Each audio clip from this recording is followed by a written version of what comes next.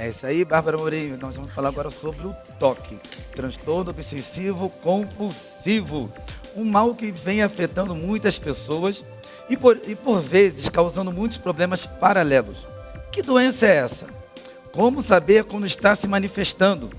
Existe tratamento ou cura? O nosso parceiro de todas as quartas-feiras está aqui e vai nos explicar mais sobre o assunto.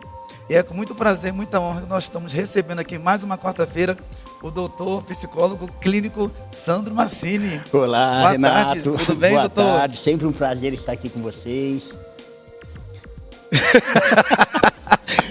Falar de um tema tão importante, tão relevante, que é saúde mental, qualidade de vida. E hoje vamos falar um pouco, trazer algumas informações sobre o TOC, transtorno obsessivo compulsivo. Vocês sabem o que se trata?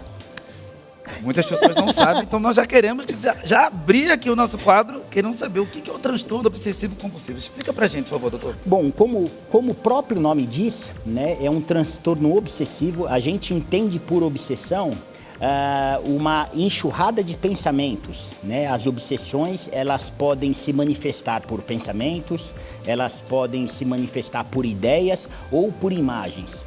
E este pensamento, geralmente, ele se dá de forma intrusiva, de uma forma que o paciente não espera. Então, imagina, eu estou aqui conversando com você agora e eu tenho uma imagem, uma lembrança, uma invasão que fica persistindo, me impelindo que eu faça algo. Então esta obsessão, ela gera desconforto, ela gera angústia, ela gera muitas preocupações e impacto na vida. Porque imagina só, a gente ser invadido por esses pensamentos, por essas imagens, geralmente de cunhos ruins, de doenças, de tragédias, né? E esse pensamento permanecer comigo o dia inteiro. Uau. O dia inteiro, a semana inteira, o mês inteiro. Então isso é a obsessão. Aí a outra parte é a compulsão. Lembra que é um transtorno obsessivo compulsivo. A compulsão geralmente são por atos repetitivos. Então é aquela pessoa que desenvolve uma técnica para aliviar a obsessão. Então a obsessão invade, fica perturbando ela, ok? Então imagina que eu tenho uma obsessão que eu saí de casa e deixei a luz acesa. É um pensamento. Aí eu volto para verificar se a lâmpada está acesa ou não. Mas este ritual eu faço uma, faço duas, faço três, faço 10 vezes. E tem casos clínicos que a gente sabe que que o paciente ele passa horas fazendo este comportamento de verificação ou um comportamento de higiene. Aquele quadro, uma das obsessões, pode ser por contaminação. Nossa. Aí a pessoa acredita que está contaminada e tem o hábito de lavar as mãos. Só que não lava a mão uma única vez. Eu lavo direto. Então, lava a mão constantemente. Eu tive um caso no consultório, uma jovem, ok? Ela desenvolveu uma dermatite nas palmas das mãos de tanto lavar a mão, porque a obsessão era tão grande de contaminação que ela iria se contaminar e iria contaminar o outro. Então ela passava horas, mas não é lavar a mão uma vez. Este ritual, eles se estendem por horas. E por vezes não é só com água. Tem pessoas que usam um detergente, outras pessoas usam o antisséptico, usam o álcool gel e fica neste ritual.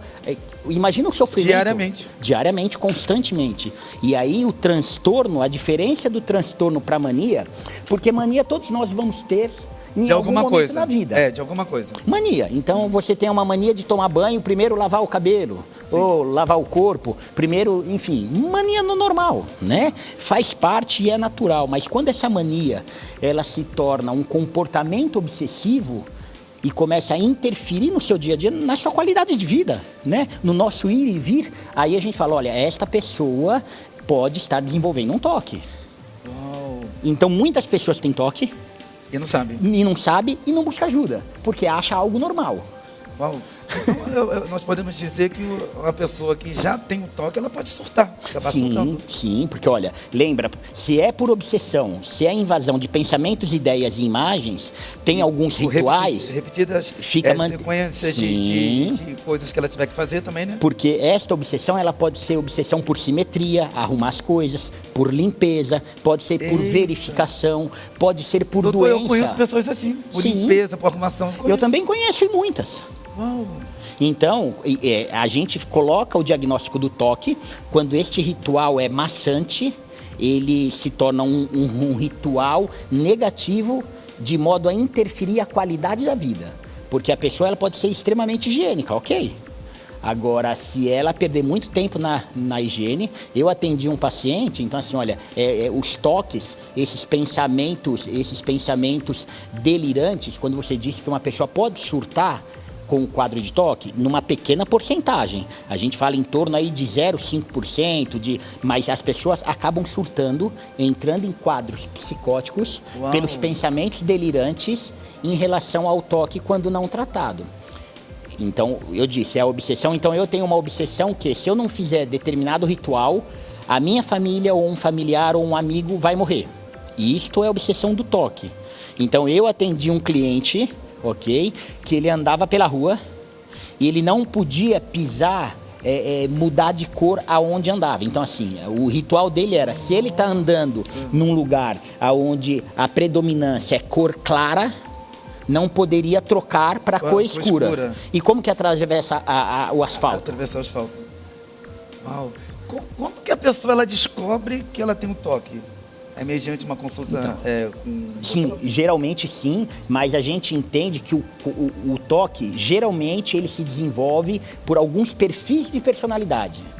Então, aquela pessoa que é muito controladora de verdade, aquela pessoa que é muito detalhista, né? Que é muito detalhista, aquela pessoa que ela se cobra demais, que ela tem um perfil muito rígido com ela mesma, de cobrança de perfeição. O doutor está desvendando tanta coisa minha que eu acho que eu tenho um toque. Eu me cobro muitas das vezes, eu sou bem detalhista, perfeccionista. Então as pessoas com esta característica de personalidade, que é muito bom, mas o exagero, lembra? O transtorno mental, a saúde mental, todos nós em algum momento, a gente vai ter alguns critérios, alguns sinais. E é natural isso. Voltado para isso. Né? Voltado. O que é a diferença de quem sofre com transtorno ou não é a intensidade, é isso.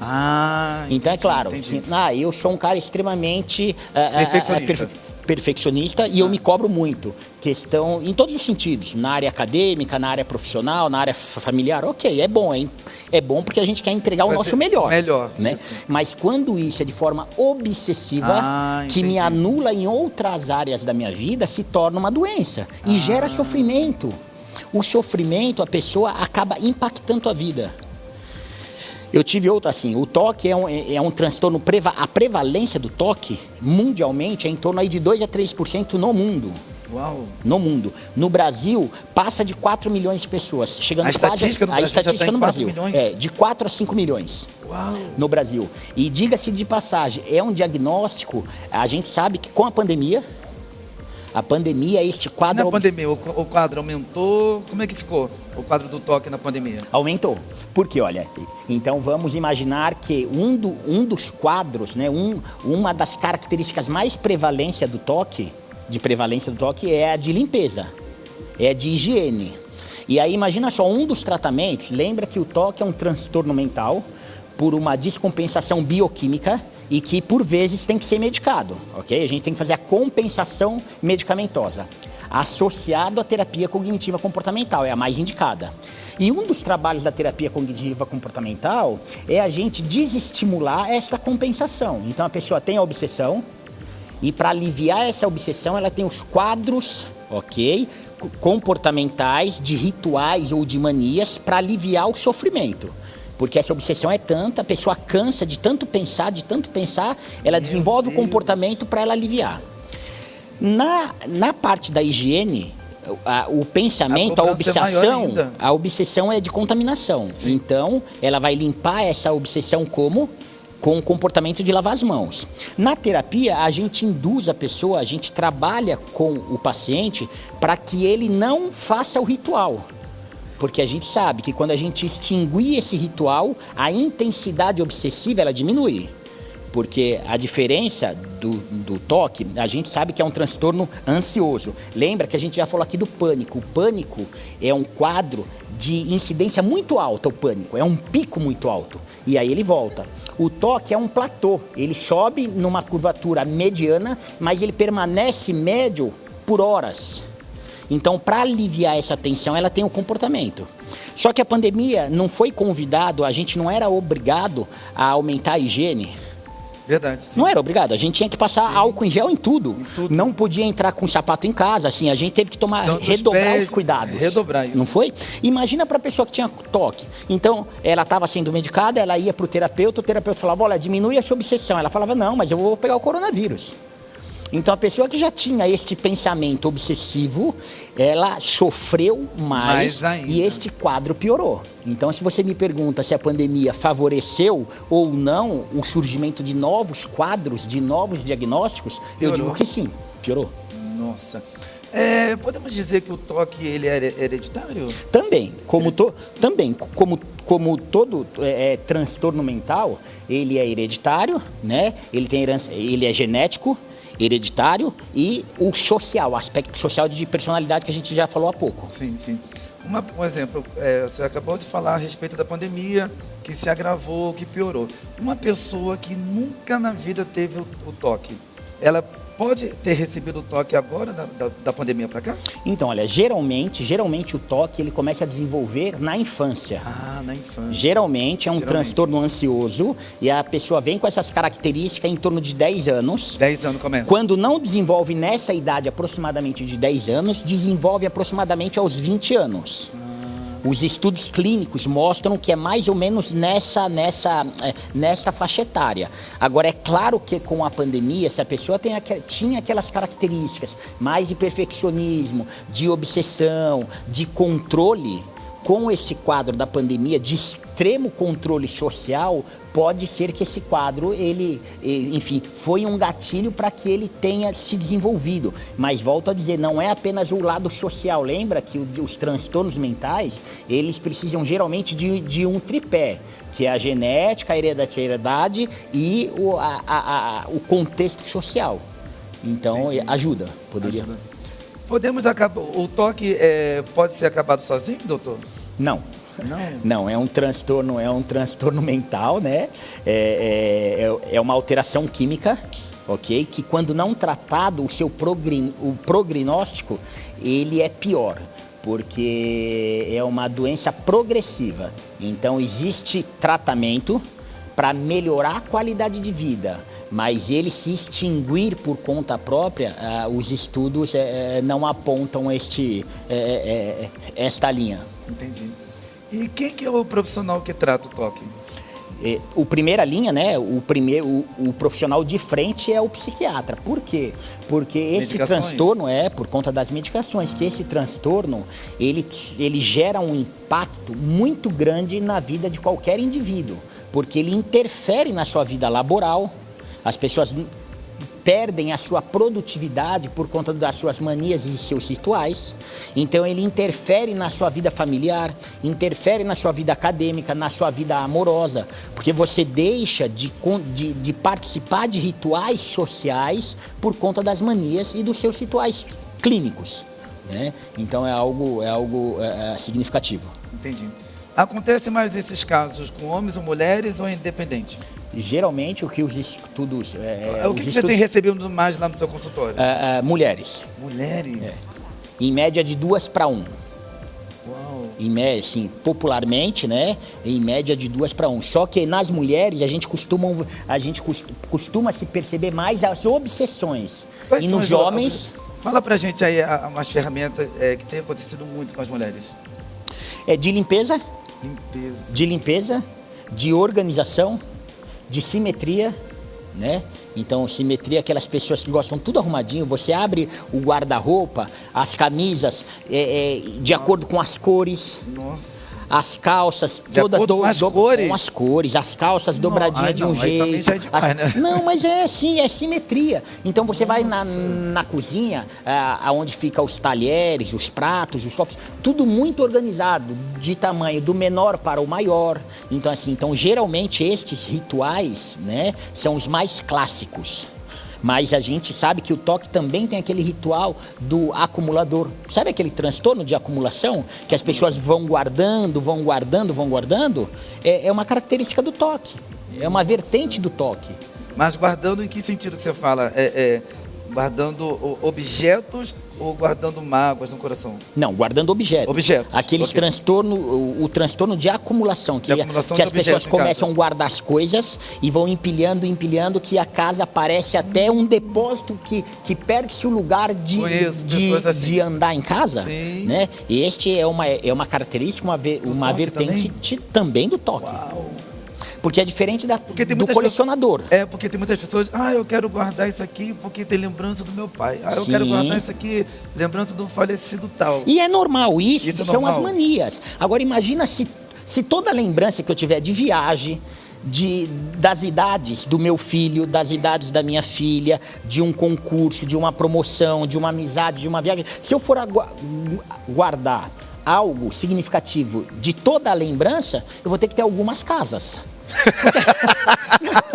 É verdade. Porque a gente tem lembranças a todo momento. Liberte-se! Liberte-se dessa obsessão, minha amiga. Minha amiga, por favor. E seja como liberta, fazer isso, né? transformada hoje. Como fazer isso? Buscar ajuda.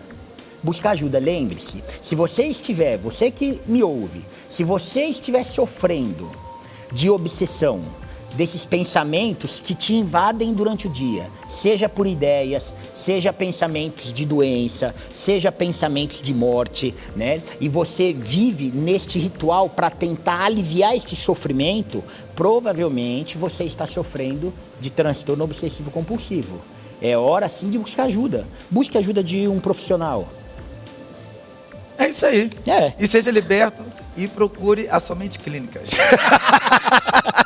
Teremos sempre um prazer estar aqui com vocês, discutindo esses temas de altíssima relevância. É um prazer poder conversar com vocês. Entre em contato pelas nossas redes sociais, somenteclinicas.com.br. O meu Instagram é sandromassini_psicólogo. Interaja comigo nas redes sociais, envie pautas, sugestões, claro, tema sempre pertinente à qualidade de vida e saúde mental. Será um prazer estar aqui conversando com vocês sobre pautas vindas aí de casa. E eu sou prova disso porque todas as quartas-feiras eu passo por um tratamento antes do programa e depois, após o programa, com o próprio Dr. Sandro. Ele me dá várias dicas. Nós temos, né, Dr. Sandro, um bate-papo aqui muito bacana. Um prazer. E eu posso falar que fui curado através Sim. Terapia não dava muito, é muito importante. Eu confessei para ti isso, né? Que eu não sim. dava muito crédito, eu não dava muito crédito mesmo não, a psicologia, mas o Dr. Sandro, ele me libertou. A terapia é fundamental na vida de qualquer pessoa. Claro que tem momentos mais difíceis, que a gente busca terapia por doença, por sofrimento, mas tem momentos apenas da gente se orientar, da gente se perceber, pelo autoconhecimento, pelo empoderamento. Então, terapia é fundamental. Meu amigo, mais uma vez, boa tarde. Um abraço, Muito felicidades. obrigado. Um abraço. Felicidades. Até quarta-feira que vem, Se hein? Deus quiser, até lá. Beleza.